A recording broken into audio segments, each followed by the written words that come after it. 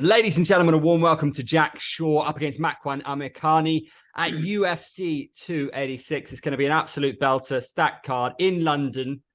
These ones are always pretty special, right? And having the headliner that we've got, having this like incredible lineup of European fighters, what are you expecting here on the overall spectacle? It's going to be big, isn't it? Obviously, I think it's arguably the biggest card the UK's ever had. Massive, I think there hasn't been a pay-per-view since Bisping fought Henderson, and you know, not to discredit those guys on that card, this one just feels like it's massive with Leon being the hometown champion. You got a trilogy. You know, the backstory. Usman arguably still would be pound for pound number one if it wasn't for his loss to Leon. So it's massive, and it's a pleasure to be a part of it. You know, we got to thank Leon really for making it kind of possible to, because usually this would just be a fight night. So the fact there's a pay per view just means there's that many more eyes on it and that many more people that wants to watch and take part and be around fight week. So yeah, it definitely feels busy around the hotel this week. Makwan's a man who's been on the scene, in Britain for a while. Has he been on your radar? Have you guys been linked to fighting before? Is he somebody that kind of has been in your periphery?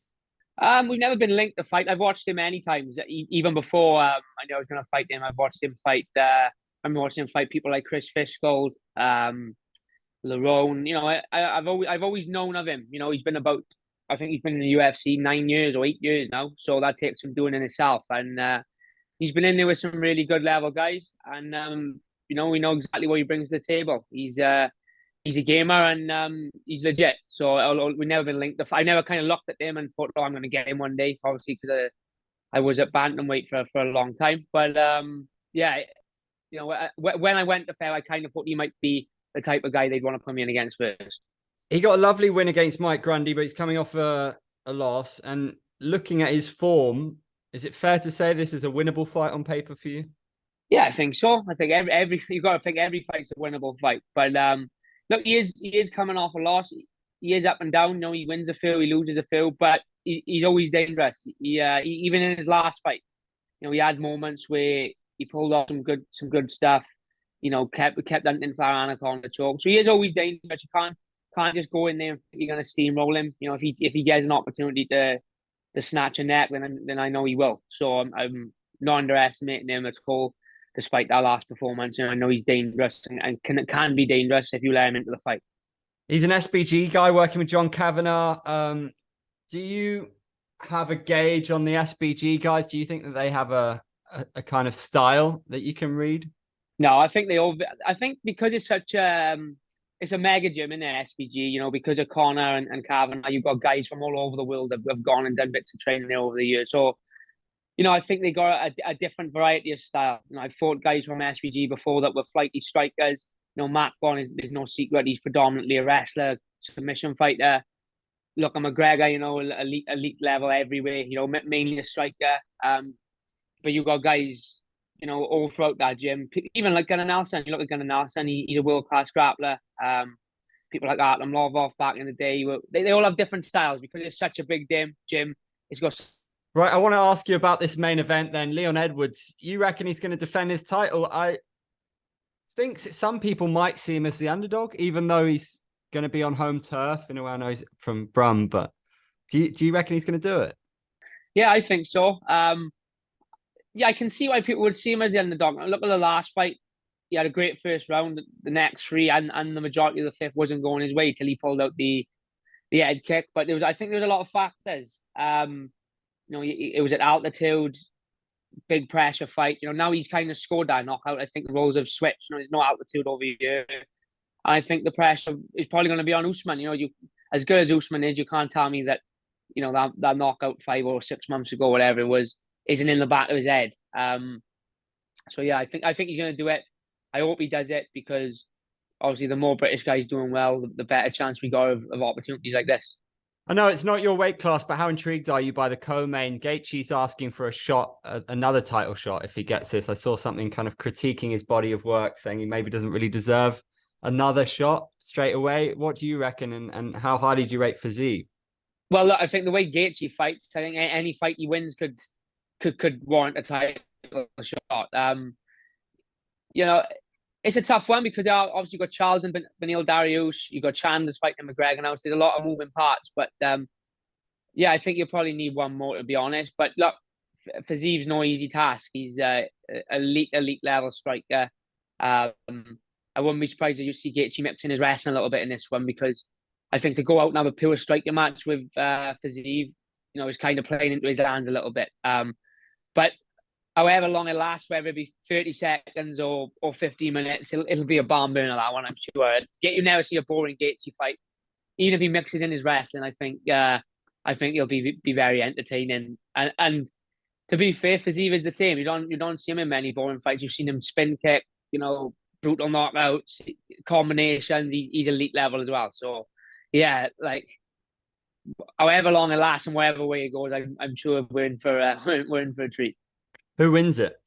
Oh, it's a tough one, and you can't really ever count Gaethje out, I don't think, against a striker, because he hits so hard, and he's kind of at home when the fight's chaotic and wild. That's kind of when he fights best. And as good as Fiziev is on the feet, and as good as a fighter he is, obviously Gaethje's gonna take the fight to him, I think. And it'll be interesting to see how Fiziev will kind of deal with someone of that level, putting that type of pressure on him, who's kind of going to throw force to the wind and is prepared to just break bone on bone and shin on shin and just try and take his head off. And it'll be interesting. I am interested to see if Gaethje finally uses his wrestling, because we keep hearing about his elite level wrestling, and he's just mad as they come and doesn't ever use it. So I don't know. I really am on the fence.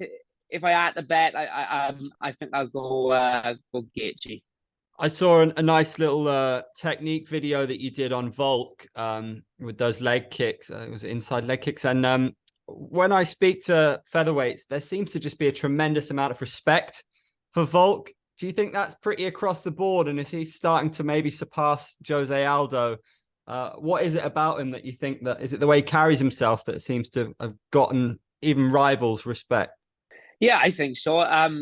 Number one, you can't argue with his body of work. He's gone out there, he's beat Max Holloway 3 times. Brian Ortega, Korean Zombie. I know he just lost a match, but the performance in itself has probably done more for him in a loss than his last couple of wins have. Just the way he carries himself, he just seems like one of the boys. You know what I mean? I feel like you could go out for a pint with Volk and just have a sit down and have a bit of banter and have a chat. He doesn't hold himself on his pedestal. He's this big superstar and he's this big, famous guy. He just kind of seems like one of the boys. He seems grounded and seems a family man. I'm a big fan. I don't see why there's not the love about him. I think he's a legend, and he's the best for a reason. He carries himself well inside and outside the cage. Obviously, puts the work, and he's got a great eye for technique, and he's obviously a workhorse to come as far as he has in the time that he's done it. Absolute legend, really. Going to wrap up with a classic Sportskeeda quickfire about some of your UFC colleagues, if that's all right with you. So, hardest hitter, pound for pound in the UFC. Oh, it's hard work now because Francis is gone, haven't he? Francis is gone. Trying to think, who's the big Pereira, probably. Pereira. Best wrestler? Best wrestler, Islam. Who's the funniest? Funniest. Jamal Hill's pretty funny. I follow Jamal Hill on Instagram, and I've seen his call out video of Yuri after the fight. I've seen some of his TikToks. I think Jamal Hill's a funny guy. Choice. And who's the most annoying? Ooh, most annoying. I bet most people say Kobe, don't they? But I think Kobe's quite funny. Most annoying. Let me think. Fucking, I can't even think. Who's the most annoying? What would you say?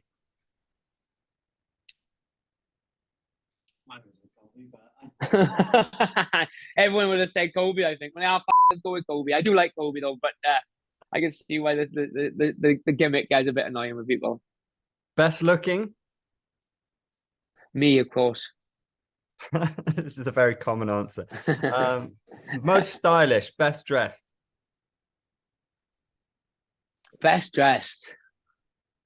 To be fair, Usman's always pretty well dressed. I've seen him this week rocking the Prada body woman and the Prada tracksuit.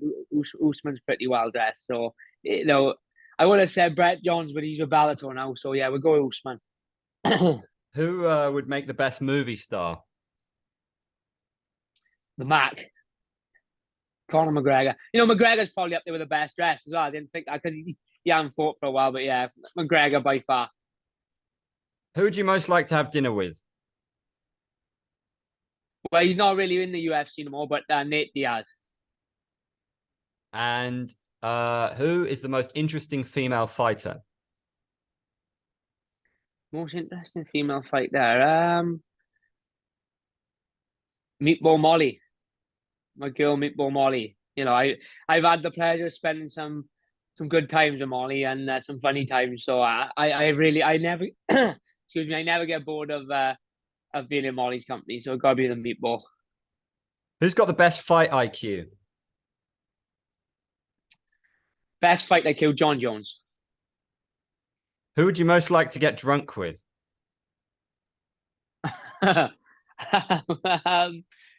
Maybe John Jones again. He's pretty wild, isn't he, after a drink? So I'm sure he could he give us some stories to tell. Yeah, Johnny Bones would be a fun one.